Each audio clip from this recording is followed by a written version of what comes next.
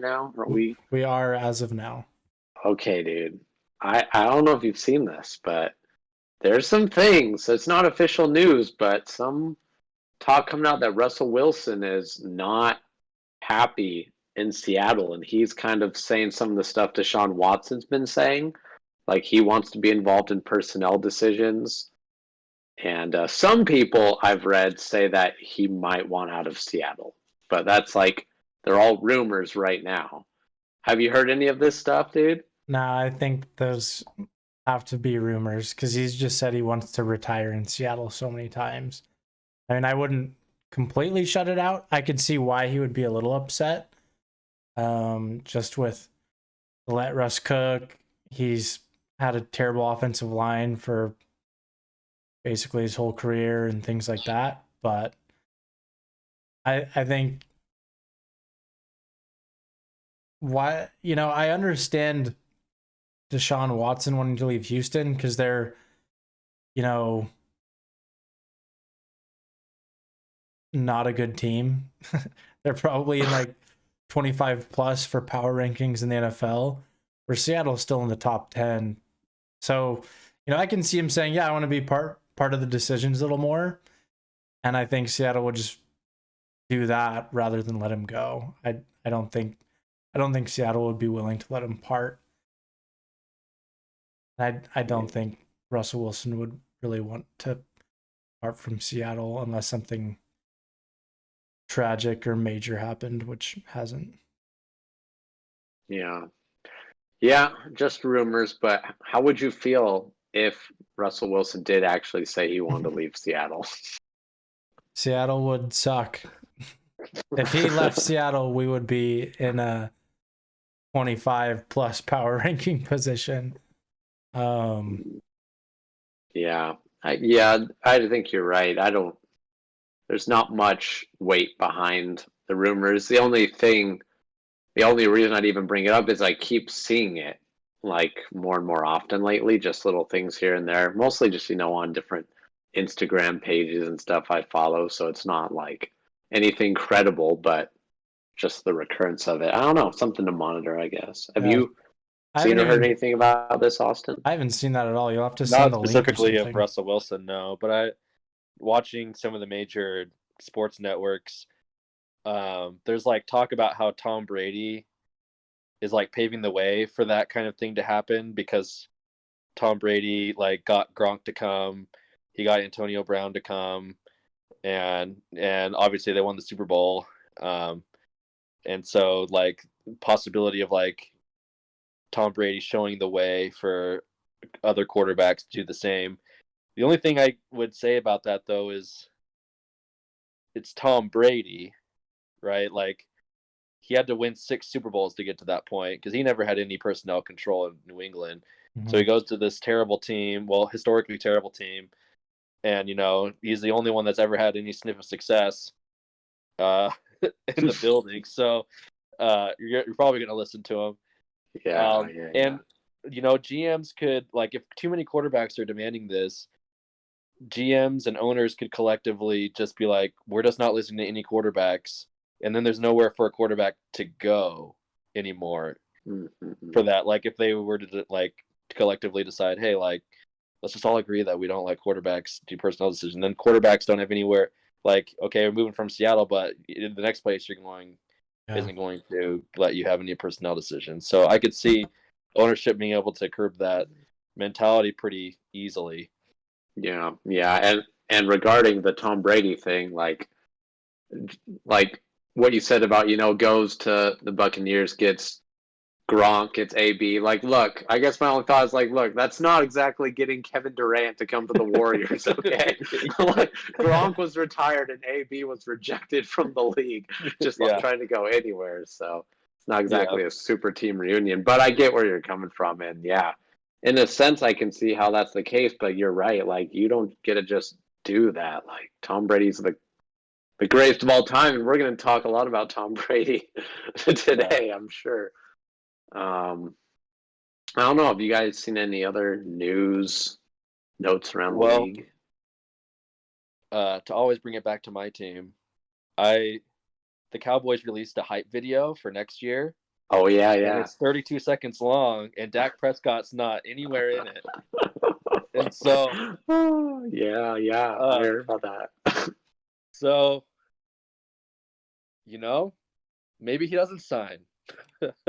Now I'm holding out for Deshaun Watson because Oh, I'm like, if they don't sign Dak, they got to have a contingency plan, and I don't know. So, yeah. Do you think is that just ownership's way of saying he's not Plan A right now? well, the head of social media or whatever, who had like PR for the Cowboys, was like, "Oh, that was just an oversight on like a radio station."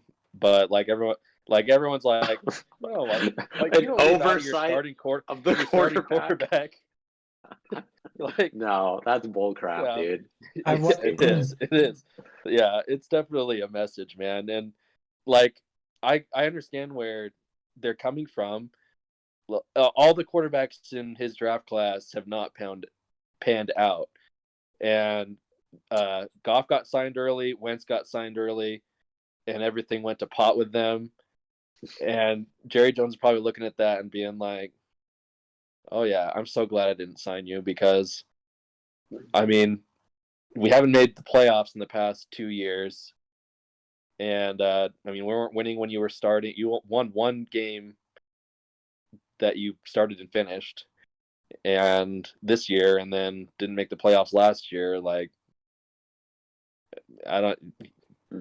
I think it's time for him to be let go. I guess. Like, if you're not going to sign him, don't sign him. My only worry about the Cowboys is who the F do you replace him with? It's the quarterback market though has never been better. Like, it's a extremely good free agent quarterback market, and it's a decent quarterback draft class. But not only know if anybody that's going to be a game changer is going to make it as far down as the Cowboys, which pick, I can't remember where they pick, like somewhere between 8 and 12. But yeah. So we'll see. We'll see how that goes.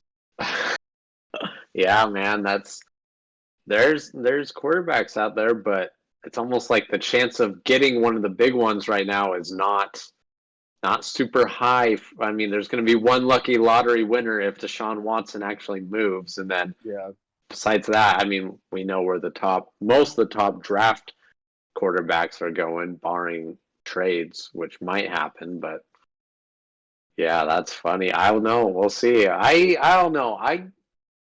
I feel like Dak's going to be playing for the star come this new season, the 2021 season. I just don't know if they're going to be able to get anyone else.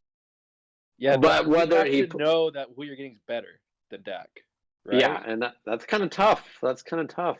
I don't know. Yeah. I mean, I feel like hate relationship with it.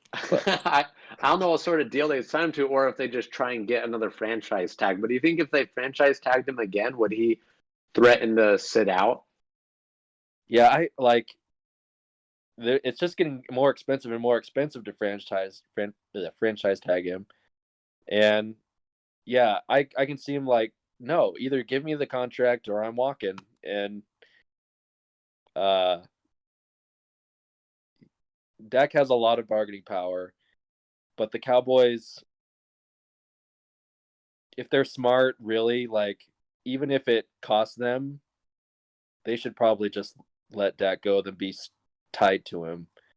Because if you're not going to make the playoffs, if you're not confident you can make the playoffs with Dak, even in the NFC East, like, because that's really what this is about, then you should move off him, because you don't want to be stuck with a guy that you don't think can get you there, and might as well take a chance on maybe someone else can that you're not tied to, and you're paying for cheap because it's like a rookie or something, or Deshaun Watson, who is better than Dak. Yeah.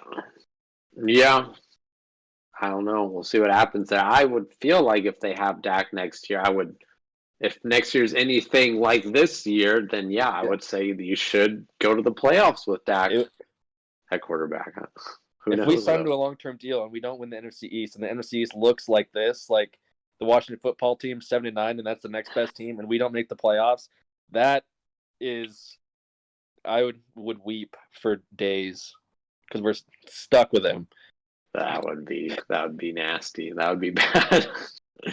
You're in a tough situation there, but If you could give Dak a grade as a quarterback, not in the context of, all Cowboys quarterbacks in history or all the greatest quarterbacks in the history of the NFL, but more like if you could give him a grade against his current competition in the NFL right now, what would you give him, Austin?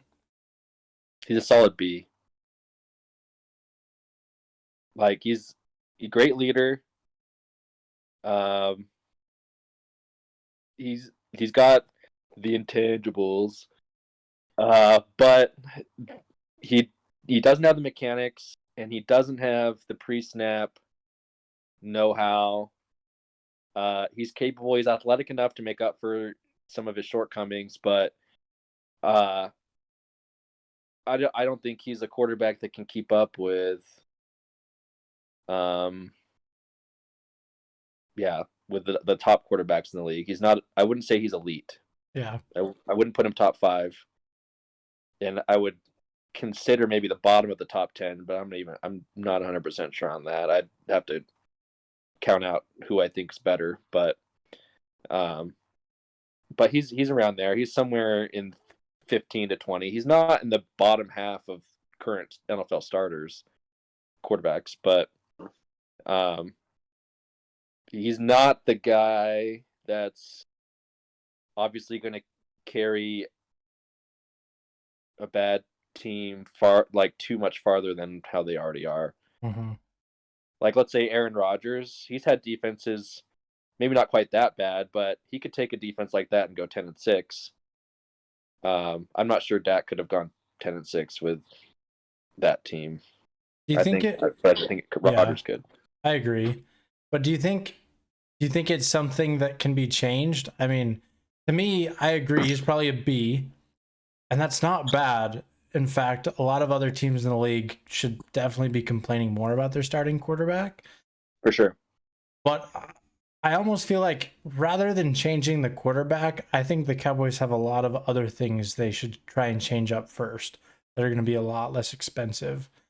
I think coaching, because, I agree, pre-snap, I think he just looks like he lacks a ton of experience in reading defenses and, play calling on the fly and making adjustments and stuff. But I feel like a lot of that's just coaching and having a coach that teaches you how to do it, a mentor that teaches you how to do it, that reminds you to do it. Because, obviously quarterbacks can make it and do well in this league without acquiring those skills. Patrick Mahomes is a good example. He fully admitted last year that his first 2 starting years, he didn't even know how to really read defenses. And now he's learned how, and it's made him better. And I think Dak could be the same thing. To a degree, who knows? I mean, you have to be able to read defenses a little bit to be an NFL quarterback, but I think that's one thing, like a good coach can really help you get better at that. And if Dak had that skill, I think that would make him much more of a better quarterback. But then there's also just the defense and a consistent running back and a good offensive coordinator. I think there's so many other factors that contribute to, not making the playoffs and only winning a few games. But I mean, that's the thing. Dak's stats this year, even though they lost a lot of games and he only played a few, his stats were incredible. I mean, his yards per game, his passes, his completions, I mean, they were great. His touchdowns were good too. Yeah. Well, here's 2 rebuttals to that. One is a lot of those stats, first quick one, were in garbage time. Yeah. And I know people are like garbage time, but it was prevent defense, and they were down like 3 or 4 scores every time he would throw in all those passes. And a lot of the time he ran it in. He couldn't even throw a touchdown pass. Like against Atlanta, all his touchdowns were, except for like one, was a rushing touchdown. And then, but more than that is, I think the Cowboys just need to admit they're in a full rebuild. Like, don't spend money on a guy save the cap space. And this right now, this team just needs to figure out if they need to quarterbacks at least their problems, but they need to figure out those problems first. And I don't think they should sign a guy long term while they're still figuring all this other stuff out. Yeah. Like, save the cap space and build a team, and maybe a year or two down the road there'll be a guy. So you're officially saying don't sign Dak. Yeah. Okay. Yeah. Even if you risk losing him. What do you do if you don't sign him? He's gone. I'm fine with that. Yeah.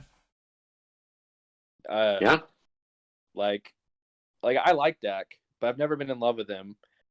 And like you said, the mentor thing, Dak's best year was when Romo was still on the sideline with him. And I'm like, maybe Romo should come down and coach, but he would never do that. The broadcasting is too easy. But so even if a mentor would be good for him, but I still don't consider. I mean, that's not going to happen in the next couple of years. So if we're going to stick with Mike McCarthy. And honestly, and maybe this is wrong, but I feel like, Dak, he's been in the league, 4 years now? I think this would be his 5th year. I mean, kind of by the time you've been in the league that long, I'm not saying you can't change, but you kind of have your way of how you play quarterback. And you can improve, but you're probably not going to, reinvent yourself, if you know what I mean. Uh-huh. So yeah, maybe Dak could improve in some of those areas, but for the most part, I feel like Dak will probably play how Dak plays right now. And if you see key problems in his fundamentals, his mechanics, stuff like that, they might marginally improve, but I doubt he's going to go from the way he is to one of the best in the league. You know what I mean? Well, yeah, exactly. I think Dak's already reached his ceiling. I don't think we've seen him under 2 head coaches now, and he doesn't look that much better than he did when he was a rookie. Like, I look at Josh Allen and see how much he's improved. Like, he's only gotten better, whereas Dak has gone up and down and up and down, and but not too far up or too far down. He's played pretty much the same since his rookie year, and he throws a little better, but yeah, at this point, it's like the quarterbacks in the league are just too good. Like, yeah, you have to have a great team around them, like the Browns do, and got a guy that can manage the game while the team steamrolls, or you got to have a guy that can just light it up and can throw from anywhere on the field. And but yeah, when you're in a league with all the quarterbacks, and it's not Dak's time. So you would let's say that the Cowboys aren't really in a position this year to get a quarterback that would seem like an obvious potential franchise quarterback, you know what I mean? And they kind of have to fill the position. You'd be more okay with them letting Dak go and getting someone like Marcus Mariota from the Raiders, or maybe, the names like Joe Flacco, those journeyman guys to hold the position for a year. You think that would be a better situation then? Yeah, I think we go, build a defense, figure out what the heck's wrong with the defense, and then once that's figured out, then we can start thinking about a quarterback. Yeah. And I know it's unconventional because you want your quarterback. I just don't see Dak being that guy, even with a great defense. I'm thinking of 2018. Defense was amazing, and still couldn't get past the divisional round. And What's Thomas doing over there? What are you doing, man? Oh, glasses. It's like, what's going on? My eyes, I'm getting eye strain. Yeah. Speaking of, while we're in the midst of that, some more news I've heard is that the Raiders seem to some to be open to trading Derek Carr and Mariota, and that they're getting calls from teams inquiring about both quarterbacks. Does that all surprise you? Mostly the Derek Carr. I mean, Mariota's at this point is second. He's a backup quarterback. But are you surprised the Raiders are thinking of moving off of Derek Carr? I'm not, because it's not John Gruden's guy originally, and I can see how they can look at their team and be like, what's wrong? And coming to the conclusion that it's the quarterback, because they've got Josh Jacobs, they've got Darren Waller, they've got some pretty good perimeter players, and their defense, while not stellar, is pretty stout. And so you look at that and you're like, okay, what's the real problem then? And it must be Derek Carr. And when you're in a division with Patrick Mahomes, you're like, well, maybe it is. So I'm not actually that surprised. Yeah. I guess I'm not either, for the reason you said of it's not John Gruden's guy, and it's kind of been a question mark around Derek Carr ever since he got there. I mean, especially after this year, Derek Carr actually had a good year. He had a really good year. So I don't know if I would agree, at least with this year, that Derek Carr held the Raiders back more than maybe other things, like a defense that's not consistent. They had big wide receiver issues this year. Lots of them got injured. But anyway, yeah. How would you feel if Derek Carr were an option to go to Dallas, even if he costed sizable money, which he probably would? I wouldn't mind that. I don't think he would make the Cowboys necessarily better, but if we can get him for cheaper than Dak, that's fine. I mean, as far as the Cowboys go, like, the offensive line's an issue, and we saw that with Andy Dalton, who's not very mobile. So I don't know how Derek Carr would fare being less mobile than Dak to be able to survive if the Cowboys don't improve the line. But I mean, on another team, I think he'd be a great asset. Like the Bears, I think he'd be a good fit for the Bears. He'd be. I mean, the Indy could use it, pretty much anybody, and yeah. So, but yeah, Derek Carr definitely has a market. Yeah, I would definitely agree. I feel like, yeah, it almost seems like teams, divisions where there's one of the like elite teams in the current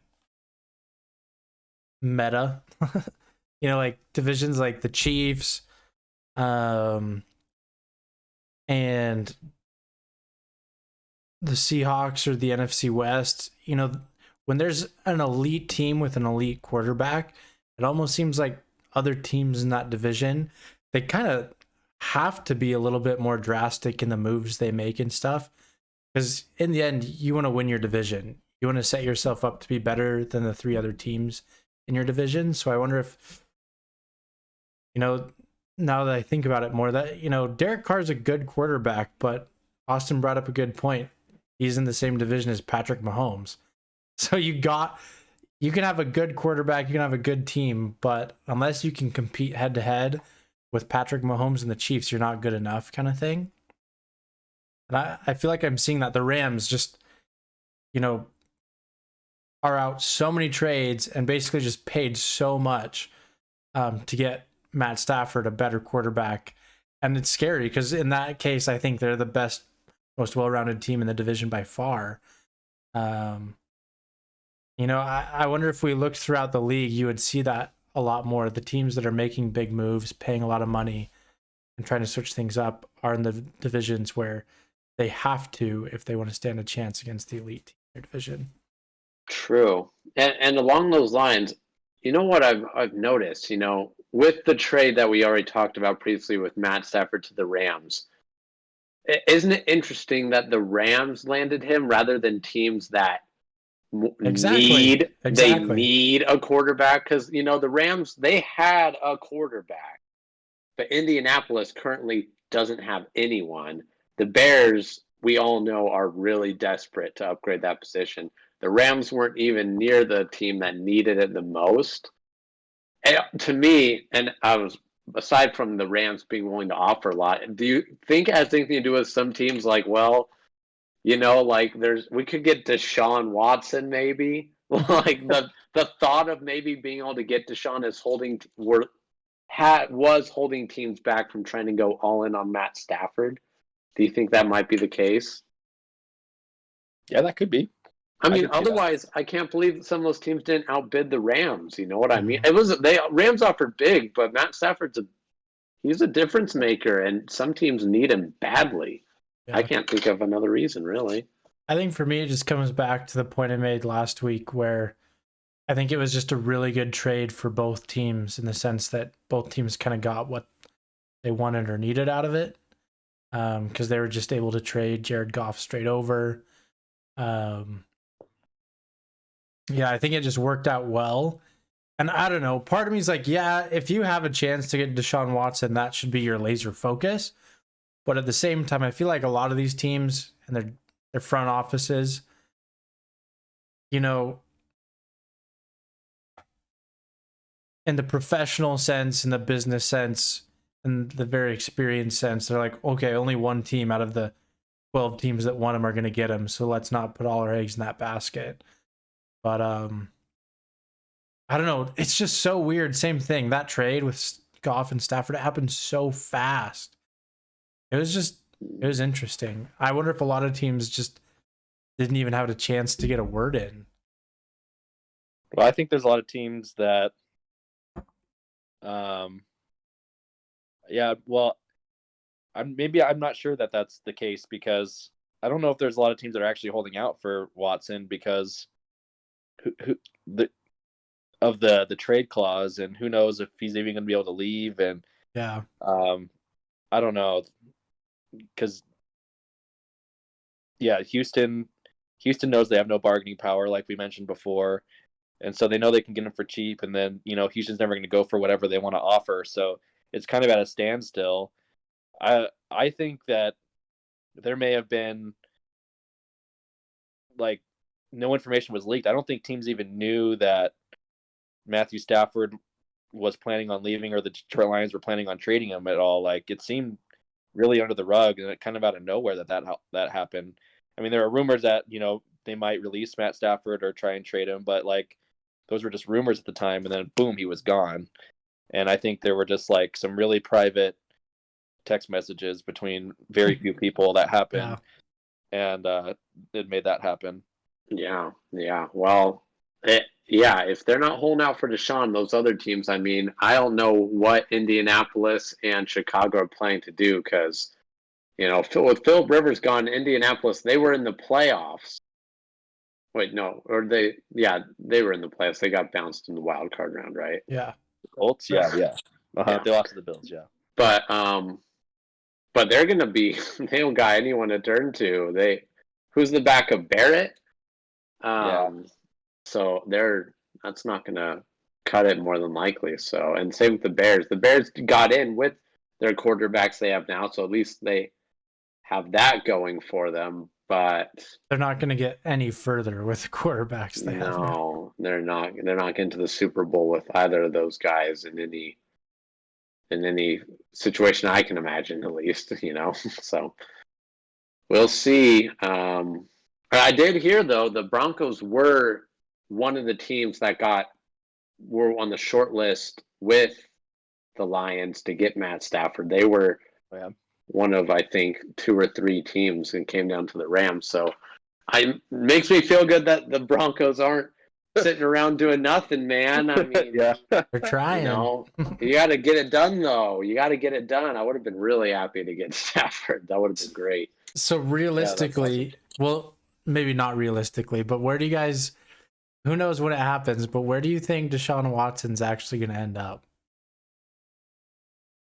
Probably the Jets, man. I mean, if it happens, he says he wants to go to the Jets. The Jets can give the Texans the best offer, so that's probably what will happen. I mean, in Yeah, all if he goes honesty. anywhere, it'd probably be there. And the Texans probably like, nah, it's the Jets. He's not a threat if he's on the Jets. So, I mean, but the Houston Texans aren't a threat without Deshaun Watson, so it doesn't really make a difference. Yeah. Yeah, who knows? Maybe Sam Darnold has a revival if he gets traded to Houston and he, I don't know, gets to get a second chance. Maybe it goes well. Maybe. Or maybe he's just on the Jets again, the Jets 2.0. Yeah, the seriously. new With a different Jets, color, different logo. When his Jets become much better, then yeah, it's possible.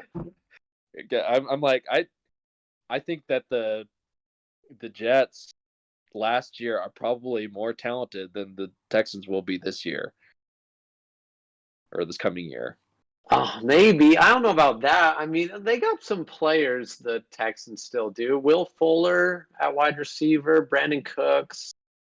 I mean, they got David Johnson at running back. Not saying he's the David Johnson we know from 4 years ago, but he's all right. He had an okay year. Serviceably. And I'm saying that's compared to what the Jets have now. Who the heck do the Jets have? Like the Jets. Well, the Jets started with Le'Veon Bell, and I can't remember who else they have. They got like Jamison Crowder or something on the outside. But I mean, Will Fuller had like his first healthy season this year. Like he's hurt all the time. David Johnson, yeah, like nothing. And JJ Watt's planning on leaving. I don't know. I'm not saying it's pretty. You're right about that. It's not minus Deshaun Watson. It's bad. It's bad, but yeah. I just don't know if I would go that far to say they're the 2020 Jets. The Houston Texans went 4-12 with Deshaun Watson, with probably a top 5 quarterback. I'm not going to say definitely, but probably a top 5 quarterback in the league. Went 4-12.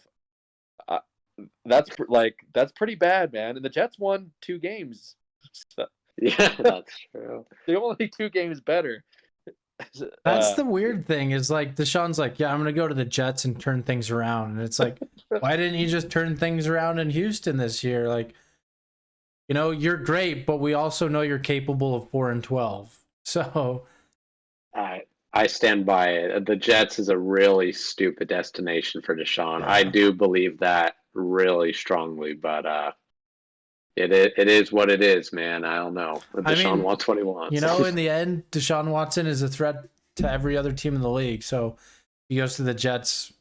I think it's stupid, but it makes him less of a threat to me. So it makes him less of a threat to anyone. I mean, does he realize that they don't currently have weapons, and if they trade for him, they're not going to have the ammunition to give him weapons? Yeah. You got to go somewhere that already has weapons, my man. I'm telling you, he just wants to live in New York. He just wants to have that penthouse apartment right next to Times Square or Central Park. He doesn't strike me as the kind of guy that's like that, but maybe you're right. I just don't know why you'd want to go there. You can at least go to the Giants. They would trade for you for sure. Yeah, the Giants are a little bit more set up for success. Slightly. I mean, they have Saquon, obviously. They have Saquon, yeah. Yeah, they don't have great perimeter players and don't have a great defense. But football's not that great in New York right now. Like, that's just the bottom line. Where football is great, though? Tampa Bay.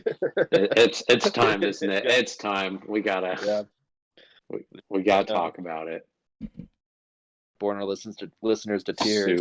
Super talking about Bowl. The good old Super Bowl. Oh my gosh. The greatest of all time, guys. Undeniable. Unfreaking deniably the greatest football player. And now people are taking it further and saying maybe the greatest athlete to play any sport ever. That's a little far. But it's a little far, but I don't know, man. He has now, and certainly none of you need me to tell you this, but he has more Super Bowl rings than any single team has. He has 7, and then the Patriots have 6.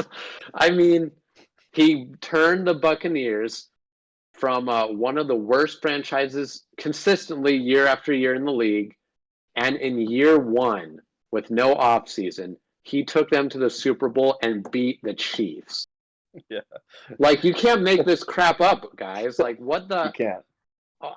What? And meanwhile, the Patriots floundered, missed the playoffs for the first time in some, like, most, I mean, one of us can remember the last time the Patriots weren't in the mix in the playoffs, let alone not even in the Super Bowl, because they usually make it all the way there. So, what more can be said? Like, Tom Brady, he's incredible. I don't know. Yeah, it's not a coincidence. I mean, you can talk about the weapons that Tampa Bay had and the great defense they had, but definitely Tom Brady took talent and molded into championship material. And Tom Brady's proven that, you know, talent is great, but a championship mentality is even more important, because all the debates about Tom Brady too is just like how unathletic he is, and like he doesn't look the part as Aaron Rodgers or Patrick Mahomes or Russell Wilson, having that athleticism. But he's got the drive, and he's probably one of the greatest teammates ever. Because I mean, it wasn't it's not just the story of the offense, because they scored 31 points, but the defense. How does Tom Brady turn like a defense like that into what it was that we saw on Sunday? Yeah, inexplicable, unbelievable. It was incredible. Yeah, I mean, we got so much to dissect about this game, but we're definitely going to need to talk about that defense that turned what previously, for over what has it been, 3 consecutive seasons, a quarterback, Patrick Mahomes, that seemed completely unstoppable. Like, absolutely nothing you could really do. And the whole talk with us, even us last week, was, we know you can't stop Mahomes. You can only slow him down. They stopped Mahomes completely. They did not slow him. He could do nothing. That was incredible. It was. To give you credit, Austin, I think it was you at least that said if the Buccaneers win, it's going to be one of those great defensive victories, like statement defensive win. And it was. Like, that'll go down as one of the greatest defensive games in the Super Bowl ever, I feel like. Yeah. And all they did was play cover 2. That's a high school defense. The whole game. But yeah, the whole game. And but it's actually really cool, because it was actually that the cover 2 was actually nicknamed the Tampa 2 because it was invented in Tampa Bay the last time they won the Super Bowl with one of the greatest defenses ever. So it's kind of cool that it came back, and that's how they ended up winning a second time. Yeah. With an outdated defense, because now like every high school in the nation runs some form of cover 2 now, because it's such a good scheme. But I mean, like, you grow up learning how to read that defense, and it's insane how they didn't have to change anything up. They just kept doing it over and over and over, and the Chiefs could do nothing to make them stop playing defense. That is completely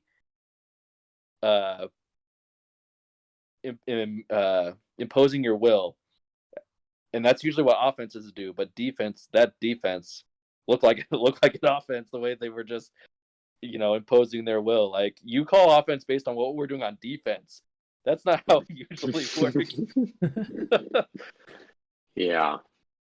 Yeah, absolutely. Yeah. Cover 2 all game. And I mean, I played enough Madden to know that cover 2, I mean, yeah, you can do that, but here's the thing. Usually that leaves you exposed to the run game. And that's the other thing I noticed, is how it seemed unwilling Kansas City was to try and establish their run game. They tried a little bit to get, Clyde Edwards-Helaire going, but really not so much. They really tried hard to throw the ball down the field, and it wasn't happening. So part of me is not to take anything away from the Buccaneers. Their defense was incredible, and the fact that they could get pressure in cover two consistently. But I do wonder if the Chiefs had said, okay, they're going to play this way. I mean, they couldn't have known it would stay like that all game, but to not try and adapt a little bit, to run the ball a little more, still surprises me. I don't know. What do you guys think? Yeah, I think especially, well, I think what it came down to, the first half, technically they were still in the game, and that's when they should have really tried to establish that defense.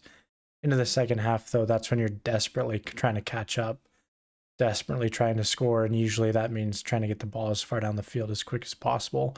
They turn to passes. And, honestly, the pass worked decently well with Travis Kelce. I mean, he had over 100 yards. The big thing was, Tyreek Hill was completely shut down the entire game. I think he had maybe a couple plays where he had like a 13-yard reception in the first or second quarter, but besides that, he was pretty quiet. Here's what I think. I think the Chiefs are still an absolute powerhouse of a team. They're still a great team.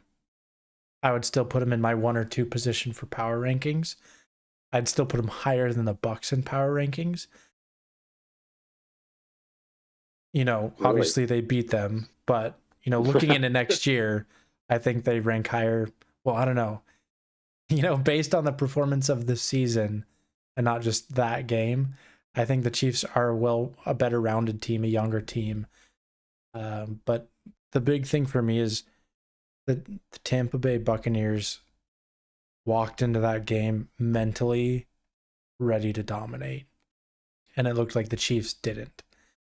And it's pretty cool to see how much, just mental preparation and ferocity and willpower to win can make that much of a difference. But I think that's a lot of what it was. And I think it's probably Tom Brady and his influence to these guys that kind of got him there. But I don't know. It was a classic Tom Brady Super Bowl game. Tom didn't have any major passes or plays either. It was like almost all screens, but it was working against the defense. It was a super simple game plan, super simple for the Bucs, and I wonder if that's what it was. Is the Chiefs were prepared. Their game plan, especially on defense, and on offense too, was intricate. Andy Reid, we're going to do some interesting things, different things. And they weren't prepared for the Bucs to just make it so simple. And I don't know. It's hard to describe what happened in that game. Yeah, it was. Now, one thing I want to ask you guys, there's obviously something that many people watching the game noticed, and I want to get your guys' opinion on this and how much of a factor in the win you think it was. But lots of penalties definitely went against the Chiefs in quite a few situations. Some notable PI calls that really helped the Buccaneers out. There was a lot of holding. A lot of holding. There was holding. There was the big call against the Chiefs defense for holding. I think it was for holding that negated the interception by Tyrann Mathieu. Yep. How much do you feel like those penalties, like, first of all, which of those did you think, were there any that stuck out as being really, really awful calls? And even so, do you think they would have made a difference if they had gone the other way? So for me, I think the Chiefs have always held. The Chiefs defense kind of has a reputation for holding a lot. And, they get away with it most of the time. They certainly didn't this weekend. But I think holding should always be called. If it's bad enough, holding should always be called. So if they're willing to hold, cool, you're willing to get penalties. But I think a few of those pass interference plays there are a couple where it's like, I don't think that was catchable. But at the same time, there's this weird margin of where it has to be like very uncatchable to not call it, where it's like they were close enough. Like basically what it was is the refs were like, yeah, if he had done something spectacular, he may have caught that. And they were counting it, so they're calling the PI. There was one PI, though, that I'll just say one that I do take exception to. And I'm not going to, first of all, say that any of them would have changed the outcome of the game how it was. Yeah. But if there's one to get mad about, then I would have gone mad about the one in the end zone where Tom Brady seemed to me that he sailed it straight through the end zone, but still the flag was thrown for PI. And that one, I was like, there's no way that ball has any chance of being caught. You guys know which one I'm talking about? Yeah. That was the one. And that came after the Mike Evans PI call where he seemingly was tripped up, but that looked a little ticky-tack in replay. Mm-hmm. But that's the one where I'm like, oh, that's pretty bad. But I would say that's the only one for me that was a terrible call. But I can see like maybe they're an official and they should, but I don't know. They see the foul happening and they're not really paying attention to where the ball is. And either way, it's going to be some sort of penalty probably with how much contact there was. But and the long bomb to, I think it was Mike Evans, right? I think so. Yeah. Called. I've seen that happen before it get called, so I wasn't super mad about it, but I was like, that is kind of dumb. I mean, it's the Super Bowl, you should let them play. That's what the NBA does. They call less fouls in the playoffs. I'm like, I don't know, but yeah, that one I will say. Watching it live, you're like, it looked like the guy full on fell and pulled on Mike Evans' leg and tripped him. Yeah. That's watching it live. So I was like, that's gonna get called. You watch it again, he barely tapped him, and then I feel like I really feel like that was just a good play by Mike Evans. I think he purposely was like, this is my chance to get a PI call. Yeah, he drew a foul there. Yeah, for sure. And I've seen that. I've seen that happen throughout the year. So and it's been called, and at least it's consistent that way, I guess. But I mean, there's been times where it wasn't called, so you never know. But you can't complain because it did happen, and in real time, that's what it looked like. And I don't know if they went to like officially review it to see if it was. No one challenged it, so that it was just gonna stand anyway.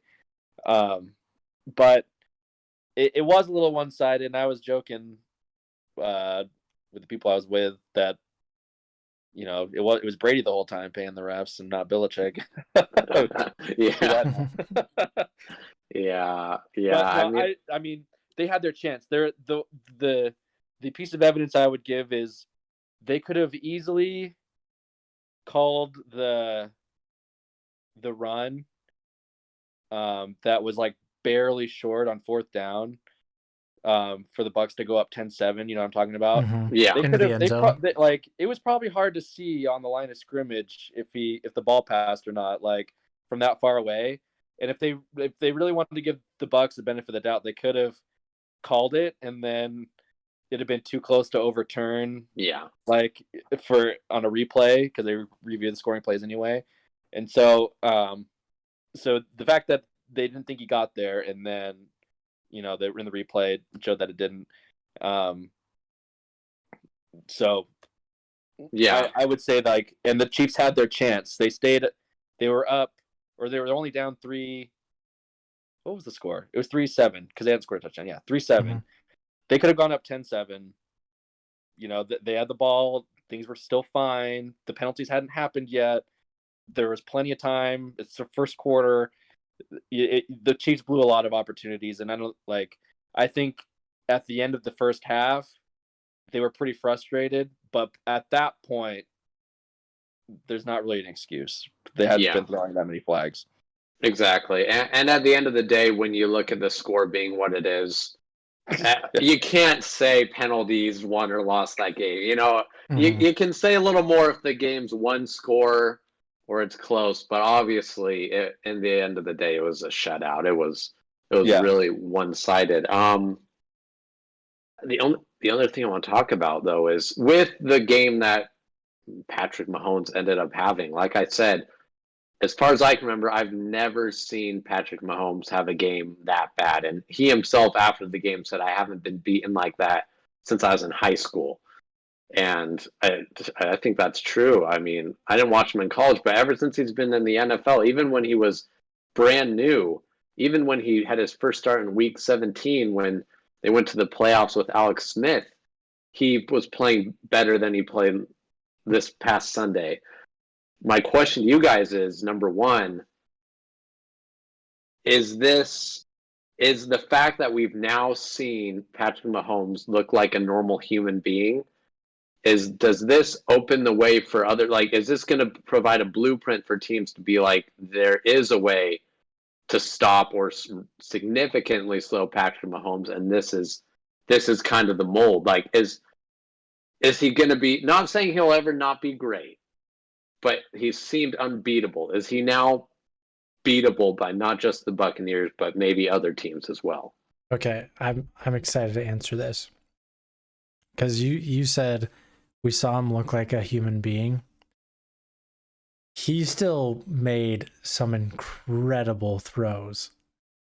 That's no doubt. Yeah, he did. Because here's the thing, really, what it was is his offensive line, like, they were played like trash. They just did not protect him. He had no time in the pocket, and he still. It was just like it was either the offensive line sucked or the offensive line and his receivers sucked. Because you remember that one where he was like half down, like vertical, or sorry, horizontal with the ground, and he sidearm flung it. Yeah. Beautiful pass. It hit his receiver in the face mask and bounced off. So that's that wasn't the Tyreek Hill one, was it? No, No. because Tyreek Hill's, but that must have been three. There were that like three off face mask drops. Tyreek Hill early on, then he had his lineman in the end zone. In the end zone.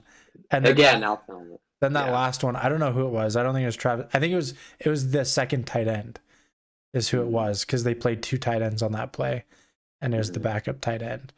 But one thing I will say, though, is to answer your question, yeah, the way you obviously stop Patrick Mahomes is you be better than his offensive line. And I'm just going to, throw something in there as a Seahawks fan. That's kind of what Russell Wilson has been dealing with almost his entire career, is a terrible offensive line. And I bet if you were to take the average time Pat had in that game in the pocket, like after the snap, I bet his average during that game is probably pretty similar to Russell's average in his career. So same thing. I'm not going to take anything away from Patrick Mahomes, because he is an absolute magician with his arm, and he still had some amazing passes and throws. And it came down to his receivers and tight ends and linemen sucking at catching. But I've said this multiple times on the podcast all season. Patrick Mahomes is who he is and is what he is, or perceived as, because he has such a good team around him. Usually his offensive line is incredible. He has years in the pocket, where this game, the Bucs had their numbers. They were not letting it happen, and Patrick Mahomes didn't have time, and he struggled. So I think my points are all made a little more and a little bit more justified when I say, Patrick Mahomes is amazing, but it's because he has some amazing people protecting him and around him. What do you think, Austin? Are other teams going to stand a better chance against Mahomes going forward? Yeah, I think so. But it behooves me to think that, people are just all of a sudden going to start running the Tampa 2 and only rushing 4 and having the ability to do that. Like, not every team can, and the Chiefs are going to have all offseason to look at that one defense that they were playing the whole game and be like, okay, this is how we do it. We are just going to run the ball, and it's an easy thing for the Chiefs to fix, and so I still think they're going to be a juggernaut and all that. Yeah, the thing is no quarterback, when only rushing 4 and having that much time to throw, is going to succeed. I remember the 2015 Broncos played the Packers on some primetime game, and that was basically what happened. Aaron Rodgers was having a great season, and the Broncos came to town. I think it was in Green Bay, and they were only rushing 4. The Rodgers couldn't do anything. And that was what happened in the NFC Championship game too, toward down the stretch when they needed to score and he couldn't. And there are other examples, but I mean, games are won and lost. But if you can have 7 guys in coverage and only rush 4, and you're getting the same amount of pressure as if you're blitzing, you're going to win the game. It doesn't matter how good your quarterback is. And I still think Patrick Mahomes is the greatest, the most talented quarterback to touch a football, most talented. But I still think the Chiefs are going to be fine. I don't think they'll ever be quite the same though, because I've never seen it be done where the team gets beat like that and have been a juggernaut offense for as long as they've had 3 years already and keep it going for. But just because I haven't seen doesn't mean it can't happen. But now we've seen defense wins championships, and I feel bad that I didn't.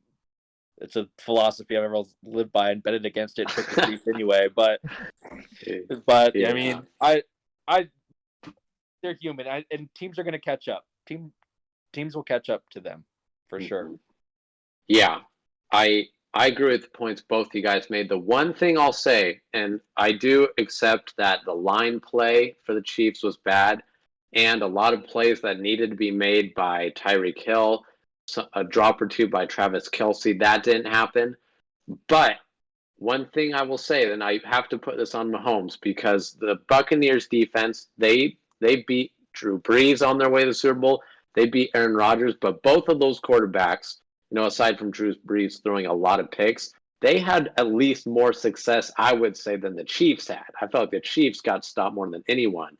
And to me, the difference maker was what I saw a lot in the second half, where Patrick Mahomes is used to, when everything collapses, he just runs around long enough and then throws it.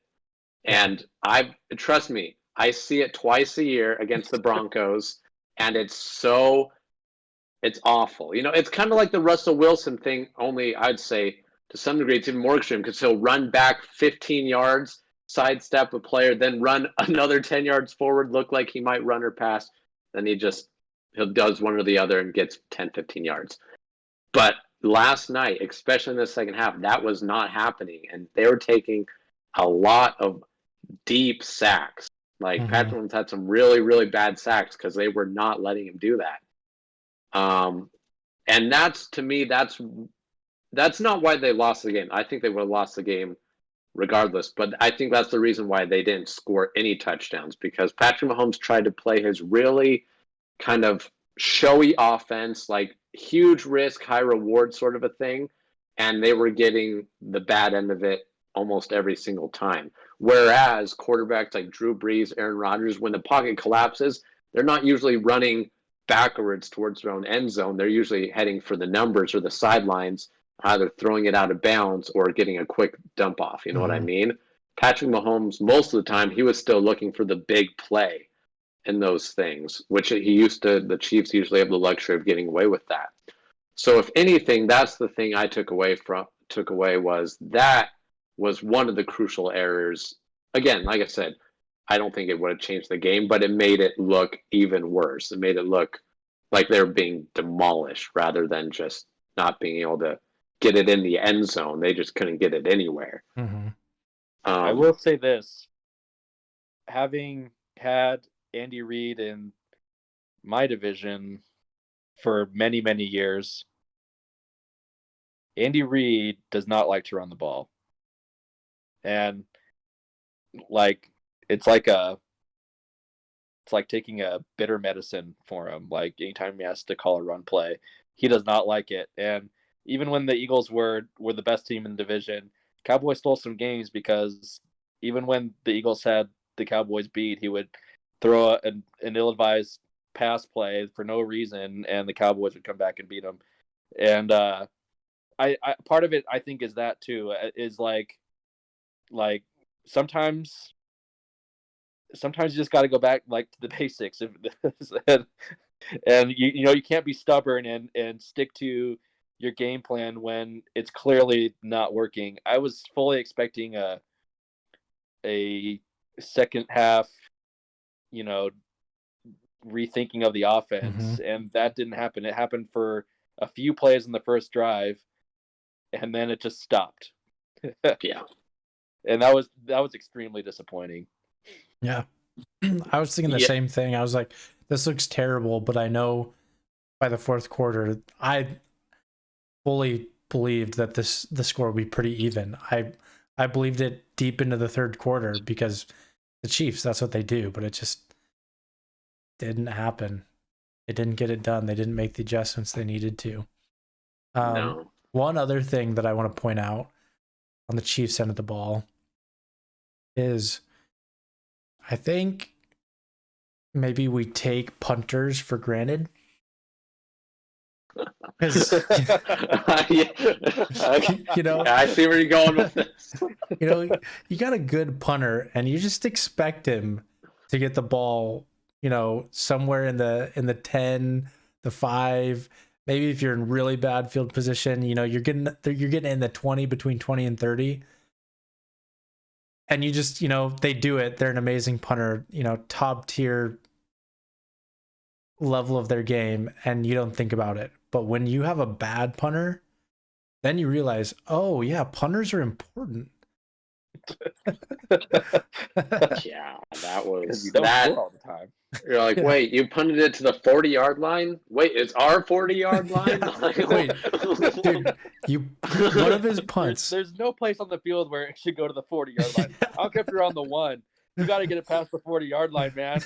That whole thing was a terrible sequence because if you guys notice, because there's the 2 punts, right? On the first one, the ball touched the ground. He had to pick it up and kicked it. And to be fair, the first punt wasn't, it wasn't terrible. He kicked all the way to like their 30-yard line. And then the holding, I think it was false start. I don't remember what it was. But then, then that awful, what was it? The awful one was went like 29 yards. So it went 29 total air yards. Was that punt? Yeah. Oh my gosh. Dude, yeah, that's a gift.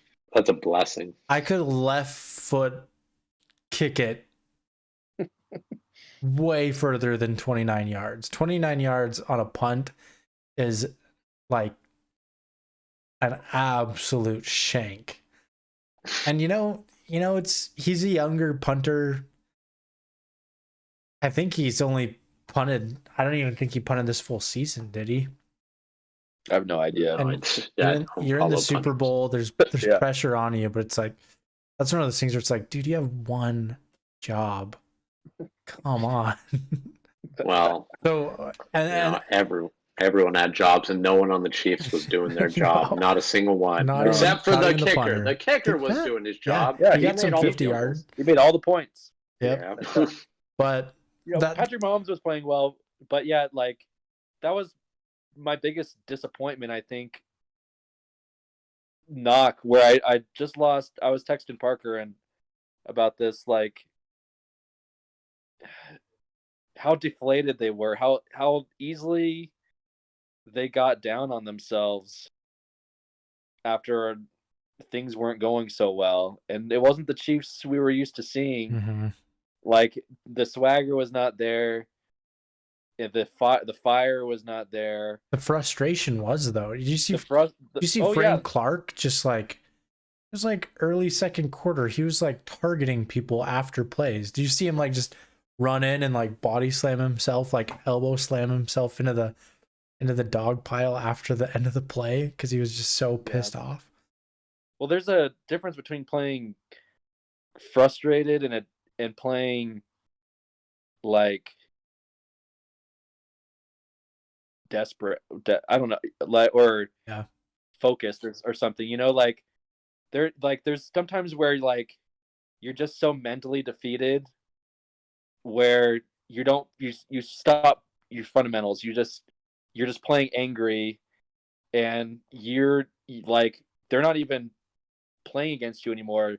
Like they're just kind of just blocking you, and the only person blocking you now is your own mind because you're not playing the fundamentals anymore because you're just so mad and frustrated. And that kind of happened with the Chiefs defense, and then like I felt like the offense, everyone but Mahomes, but even Mahomes to a degree, just felt like like kind of accepted that they lost Mhm. in the third quarter, Well, like, Yeah. almost even in the second quarter. yeah, like even Travis Kelce is a good example. He had over 120 yards, but the whole game, whenever there was a close up on his face, you could just see he was absolutely frustrated. And, he had a good game. He didn't get touchdowns, but no one got touchdowns. But man, he had some good yardage, but he was still frustrated. Well, I'll tell you what, like, I was shocked to see if going into the game, if you would have asked me who would be more productive for their team, Travis Kelce or Rob Gronkowski, I would have leaned Kelce, but Rob Gronkowski, man, 2 touchdown catches from Tom.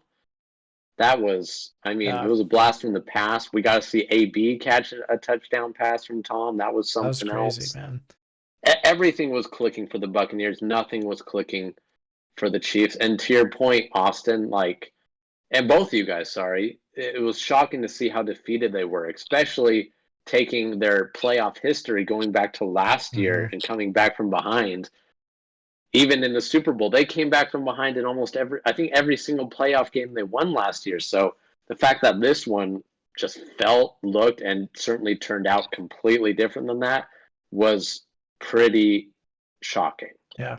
I'll tell you this. I really do think it's just very evident to me that the Chiefs came into that game sleeping.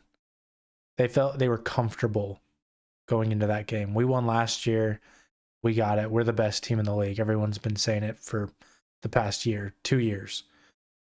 Where the Bucs came in, I don't, if you give any team that mentality, if the Jets went into the Super Bowl with that mentality, they're going to win.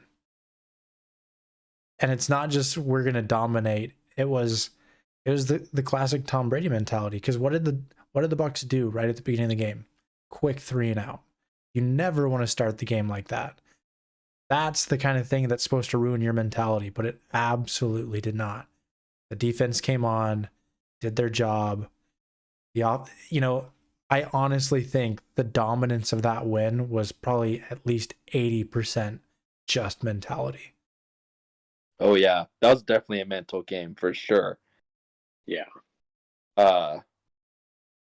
Yeah, like I didn't want to say it was over because I'd seen the Chiefs come back, but it felt different this time. Just looking at the body language of the defense going into half, it felt different. Mm-hmm. But to give the Buccaneers a lot of credit and give Bruce Arians credit, I know you hate him, Thomas, but give him some credit. That offense that the Buccaneers were running was very classic Tom Brady offense. Oh, absolutely. This like, is Tom Brady's. This is Tom Brady's team, man. This is Tom Brady's team. And we were criticizing like the system didn't look right at the beginning of the season, and so we were kind of unsure about the Bucs. But I mean, that was full reign, all Tom Brady offense, exactly how he likes to run it. And they were just dinking and dunking and going over the top every once in a while when you weren't being honest. And lots of play action too. Lots of play action, and Leonard Fournette was running well, so it was working. Yeah, it was. I think that's what it is. I think Tom came to the Bucs and he's like, look, Bruce, I'm the captain now. And props to Bruce for saying, look at me. Yeah, that's that that what am I trying to say? That altercation probably actually happened in Bruce Arians' office when Tom walked in. To Thomas's point, did you guys stick around for the post game? I did, like, yeah. you know, Yeah, Bruce Arians got there. It's like, I didn't do a dang thing. Yeah. Like, I know. it's the coaching staff and the players. Like, That cracked me up. I believed him. Like, Yeah. I don't think he did jack, like, at all. But here's the one immediately thought of positive Thomas. thing I will say about Bruce Arians is I think if anything, he was humble enough to realize, right, this is Tom Brady. He's smarter than me. His system works better than mine. I'm just gonna hop on the train. And it took him to a Super Bowl victory. If anything, I'll give him that credit. But man, it's like Tom Brady got his full on wet dream of a system he wanted. I mean, he's like, I want even more play action than I had at the Patriots. I want even more screens than I had at the Patriots. I want what I want, and I'm going to do it the Tom Brady way. And gosh, I mean, maybe we were just blind to it. Maybe it's been this way all season, but I feel like this game really stuck out to just, it's Tom Brady's system. Well, no, I think this game was different than what we've seen, you know? Like, lots of the season, he was leading the league in deep passes, which is very Bruce Arians-like. Mm-hmm. You know, he was trying to be that way, especially early on. But this game, it's like they said, look, or Tom's like, guys, like, I have more Super Bowl experience than you all will have combined ever. Ever. Just do it. Just trust me this one game. Just let me do it. and did you guys see, you know, Tom, obviously what a factor he is. That one play, I think it was going in, you know, is when the Buccaneers is at the end of the first half. And they had gone all down the field from those PI calls. And then the Chiefs called a timeout. Oh, yeah. And then I think Bruce or Byron Leftwich was trying to change out the offense. He was like, no. He's like, no, keep it the same, exactly the same. And then like everyone just goes, okay, all right, never mind. And it's not they didn't get a touchdown on the next play or anything, but just go to show like he is the voice. He is like a huge say in what happens in that team, and that's rightly so. It worked out, rightly so. Worked out in the end. Tom Brady, 7 rings. That's just crazy, though. Still just wrap my head. I mean, the whole thing just even more than it ever did on the Patriots is like, are you serious? Like, this is just craziness at this point. Mm-hmm. You know, I think is funny. That kind of, it's not, I don't think it's just the Bucs either. It's the entire league. Because did you guys watch the ceremony afterwards and the presentation of the Lombardi trophy and stuff? It was just Tom Brady, just like, they're just like, Tom, you need to go up there. Like, basically, they just presented the trophy to Tom. Like, it's like, look, like all you other, this is Tom's trophy. This is, you know, like, he was the one up there. And then the one guy's like trying to like praise Tom. He's like, Tom, you moved to the Bucs. You did this and that. And Tom just interrupts me. He's like, can you come closer to me? I can't hear you. Yeah. And that's such a Tom Brady thing. It's like, I'm not going to come, like, I may be on the far end of the stage, but I'm not going to come closer to you. Can you come closer to me? I can't hear anything. And it's just like, I think Tom Brady just has the presence in this entire league of like, I don't know, I'm Tom Brady. Like, you know what I like? I liked how he just handed off the Lombardi trophy to his little daughter. He's just like, here. She was like, one. He's like, oh, why not? Like, sure. Like, I got 6 other ones. So. Yeah, seriously. Like, who cares? I don't know. You guys were. It was a mental game, and that's the thing about Tom Brady and his teams. Like, he obviously didn't play defense. He didn't make all those plays, but there's something you can't deny where something about Tom Brady being on that team, just his presence, even when he's not on the field, his team plays better. They play harder because he's there. I don't know if it comes down to his example or just his communication, his diligence, but one thing I haven't seen Tom Brady's team do in a Super Bowl is give up like the Chiefs did, even when they look bad. And obviously you can point to the Atlanta game as an obvious one, but you can look at losses too, like to the Eagles. It was never said and done really with the Eagles like it was here.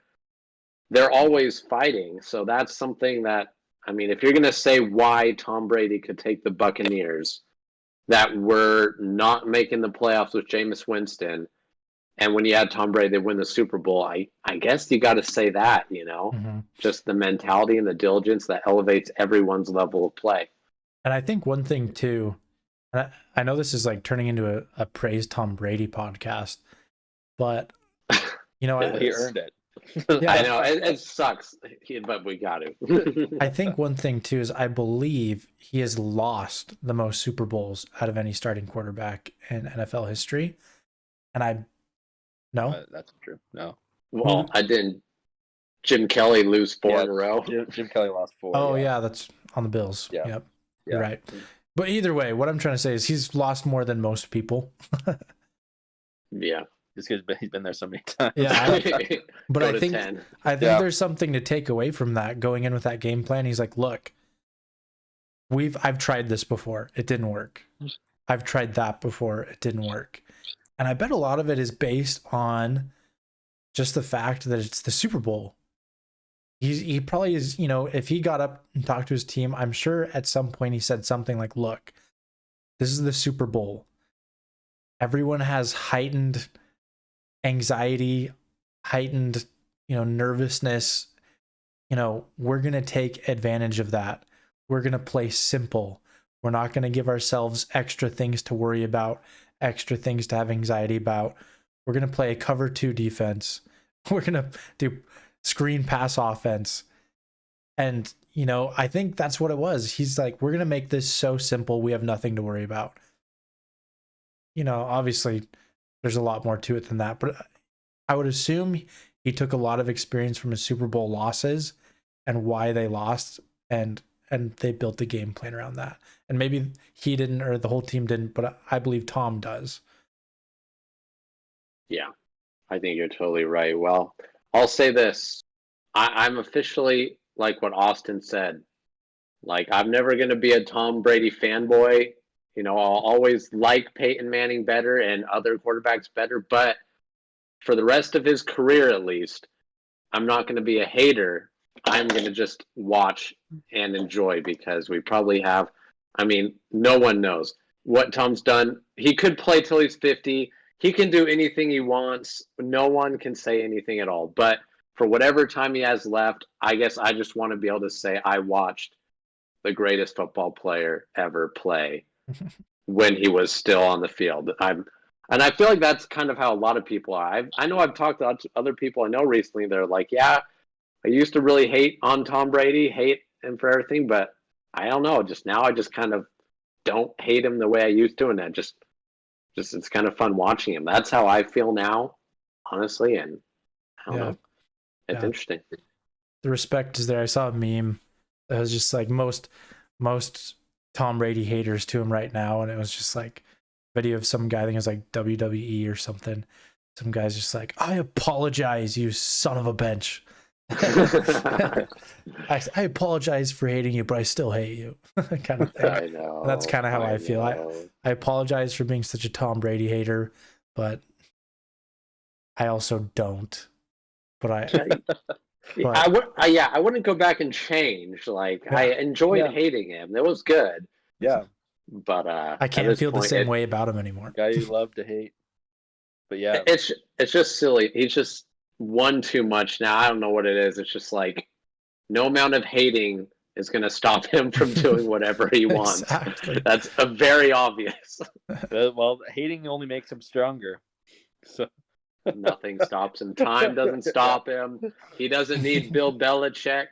One day when he's retired and stuff, someone's going to be like, "Hey, Tom Brady told me the secret to his success," and they're going to have a video of him at his house or something, and Okay, this is turning into this really elongated, retarded joke, but there's gonna be a video of some guy and it's like, this is my hate juice. I drink it every day. And that's what fuels me. I think Tom Brady is probably one of the most hated players in the NFL, but I think you're right. It makes him stronger. He's drinking hate juice at the Brady residence. I saw a comment on some, I can't remember where, but someone was like, if he really wants to prove he's the greatest, he needs to go win a Super Bowl under Jerry Jones. And I was like, yes, please. I hope he sees this comment and takes and accepts that challenge. I mean, I don't doubt that he would. That's how I see it, man. Like any team will become his team, and any team that's Tom Brady's team has a very good chance of going all the way. Like that's, I don't know. But anyway, the only other thing, I like how Gronk, it was probably like 2 or 3 years ago, Pierre. Like it's probably about time Gronk retires. And not only is he now unretired and he just had a great Super Bowl, but now he's like, yeah, I don't know why I'm not going to be back next year. Like all of a sudden, Gronk is like completely back. Yeah, it's because he got 2 touchdowns in the Super Bowl. It reminds me of when I coached junior high and all the kids were making excuses of being hurt and they couldn't practice. And, it was probably Gronk just being like, oh, Bill, I don't want to go to practice. And he's just going to yell at me all day. I'm just going to pretend I hurt my leg. You saw that thing about him faking his sprints, right? Yeah, in the off season, faking his workouts. That's such a Gronk thing to do. And then the stuff just about him, like, possibly being traded to, where was he going to go?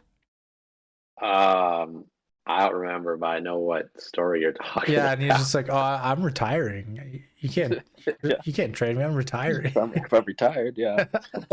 And then the trade just didn't happen, so he stayed on the. And he stayed on the Patriots and won a Super Bowl. Oh, oh my gosh! Anyway, I am upset that Antonio Brown has a Super Bowl ring. I'm like, come on. He caught a touchdown pass though. You can't say he didn't do anything. He did something, and he deserved it with his talent and play. But after everything that happened in recent time, I'm like, Larry Fitzgerald can't get a Super Bowl ring, but Antonio Brown can.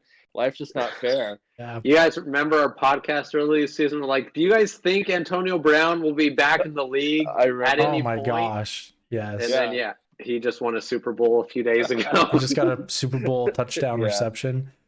Well, life's just not fair, man. Honestly, I just think the whole story of the Bucs this whole year and then winning the Super Bowl, I watched him get that pass in the game and I was like, whatever, dude. Like, this is so hilarious.